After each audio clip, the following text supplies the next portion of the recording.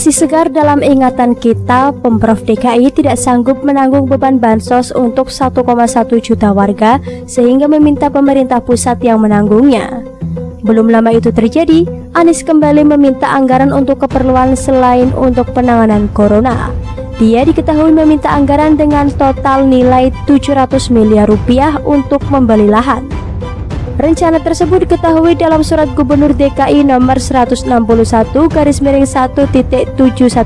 tertanggal 20 April 2020 tentang kegiatan SKPD atau UKPD Provinsi DKI Jakarta pada perubahan anggaran mendahului perubahan APBD tahun anggaran 2020.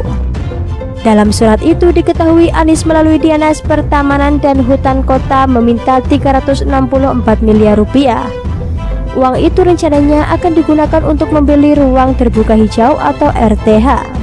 Selain itu, Dinas Bina Marga juga meminta 346 miliar untuk membeli lahan. Namun tak dijelaskan lahannya akan digunakan untuk membangun apa. Nah, ini nih yang mencurigakan. Ketua DPRD Jakarta, Edi Prasetyo Marsudi pun sudah membenarkannya. Dia juga mengaku kaget setelah mendapatkan laporan dari Komisi C. Ternyata Anies masih mengajukan anggaran konsumtif di saat merebaknya corona. Saya sudah mendapat laporan dari Komisi C soal kegiatan di perubahan APBD tahun 2019. Saya kaget juga kok masih ada anggaran yang bersifat konsumtif di sini, kata Prasetyo. Bayangin, di tengah situasi seperti ini, di saat seluruh anggaran di 2020 dipangkas dan dialihkan untuk penanganan dan pemulihan corona, kok ini masih ada belanja lahan, katanya.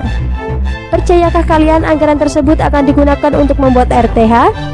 Kalaupun dibuat RTH, yakinkah kalian diperlukan uang sebanyak itu? Dan yang lebih mencurigakan lagi adalah setengah dari anggaran itu tak jelas mau digunakan untuk apa.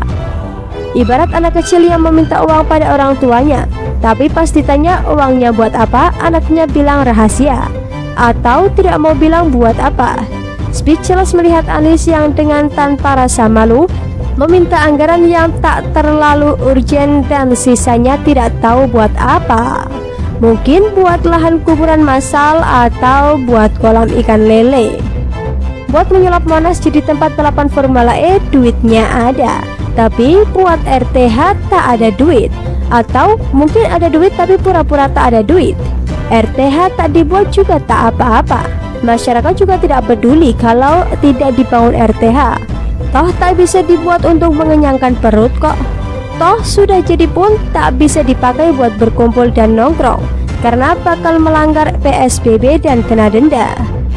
Baru kali inilah anggaran diminta tapi sebagian tak jelas mau diapakan. Ini adalah sejarah paling memalukan. Kalau tujuannya jelas sih masih bisa dimaklumi. Tapi kalau tujuannya tak penting dan tak jelas, kira-kira sebutan apa yang paling cocok untuk pemimpin seperti ini? Kayaknya pemimpin ini doyan banget menghamburkan anggaran. Padahal sebelumnya sudah cor-coran habis-habisan anggaran secara membabi buta. Dan kali ini nafsu boros ini masih belum reda, bahkan lebih menggila. Kalau mau minta anggaran silahkan, tapi tolong gunakan dulu anggaran untuk Formula E. Dan kalau sudah habis, baru boleh minta lagi, gimana? Orang ini yang pertama kali ngotot minta lockdown, dan ketika Jakarta pertama kali menerapkan PSBB, dia juga yang paling heboh dan gembar-gembor PSBB. Diturutin malah dia belanja hal tak urgent seperti sekarang.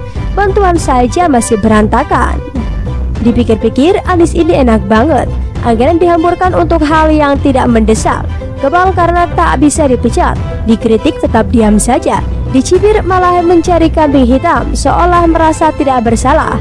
Kebal hujatan, telinganya sudah mati rasa. Peduli amat dengan omongan orang lain, yang penting tujuannya tercapai. Dan satu lagi, kalau tak ada RTH yang sebelumnya saja banyak yang tak terurus, apalagi RPTRA warisan gubernur terdahulu, banyak yang terlantar dan tak terurus hingga terlihat kumuh dan menyedihkan. Ini malah mau bikin RTH, rawat dulu deh yang sudah ada. Kalau sudah beres, baru pikirkan buat yang baru. Bagaimana menurut Anda?